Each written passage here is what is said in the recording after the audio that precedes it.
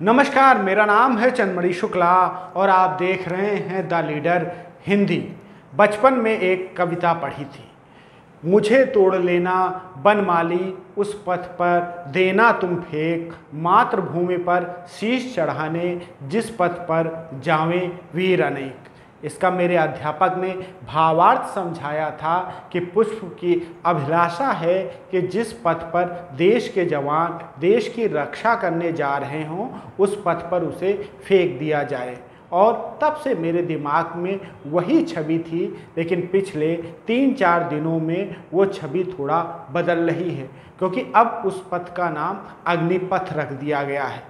नाम तो चलो अलग बात है, लेकिन आजकल अग्निपथ योजना का देश में काफ़ी विरोध हो रहा है। सरकार की तरफ से लगातार इसे समझाने का प्रयास किया जा रहा है।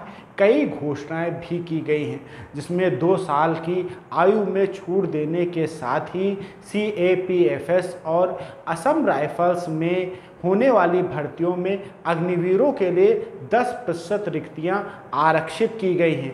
साथ ही इन भर्तियों में अग्निवीरों को निर्धारित अधिकतम आयु में 3 वर्षों की छूट की घोषणा की गई है। अग्निपथ योजना के पहले बैच के लिए यह छूट 5 वर्ष की गई है। अब थोड़ा असल मुद्दे पर भी बात कर लेते हैं कि आखिर इतना विरोध क्यों। विवाद का सबसे बड़ा कारण है कि पिछले 3 सालों में सेना में नियमित भर्ती का ना होना। जो भर्ती रैली के माध्यम से हर साल लगभग 60,000 तक होती थी, वो ना के बराबर है, जिसका युवाओं में काफ़ी विरोध था। और जब अग्निपथ योजना की घोषणा हुई तो उसने आग में घी डालने का काम किया।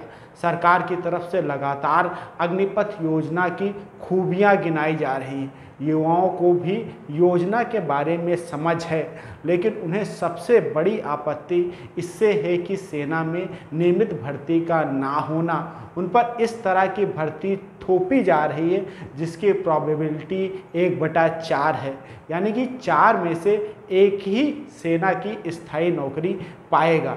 यह युवाओं के लिए एक मझधार वाली स्थिति बन गई है। अगर सेना में नियमित भर्ती हो रही होती और अग्निपथ योजना एक ट्रेनिंग कार्यक्रम की तरह आई होती तो निश्चित तौर से देश के युवा इसका स्वागत करते, लेकिन अब वो अपने आप को ठगा महसूस कर रहे हैं। सरकार को यह स्पष्ट करना चाहिए कि अग्निपथ योजना के साथ में नियमित भर्ती भी होगी, यानी भर्ती रैली के माध्यम से जिस तरह से पहले भर्तियां हो रही थी वैसे ही भर्तियां होंगी और अग्निपथ योजना को एक ट्रेनिंग कार्यक्रम की तरह ही चलाया जाएगा। इंसान की मनोदशा किसी काम को करने में बड़ी भूमिका निभाती है। जब किसी को किसी काम में अपना भविष्य सुनिश्चित नज़र आता है तो वह काम भावना के साथ में करता है, और अगर भविष्य सुरक्षित नज़र नहीं आता तो वह काम निराशा से करता है। ऐसा ही कुछ अग्निपथ योजना के साथ भी हो रहा है। युवाओं को इसमें अपना भविष्य बेहतर नज़र नहीं आ रहा।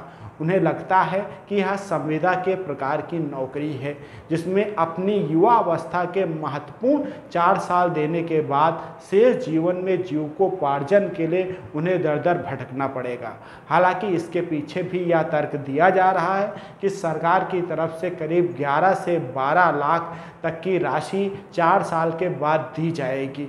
साथ ही अन्य सरकारी नौकरियों में भी प्राथमिकता दी जाएगी। सरकार को इस तरह की योजनाएं बनाने के लिए पहले गंभीर विचार करना चाहिए, क्योंकि जिस तरह का विरोध देखने को मिल रहा है उससे प्रतीत होता है कि युवाओं में वाकई में गुस्सा है।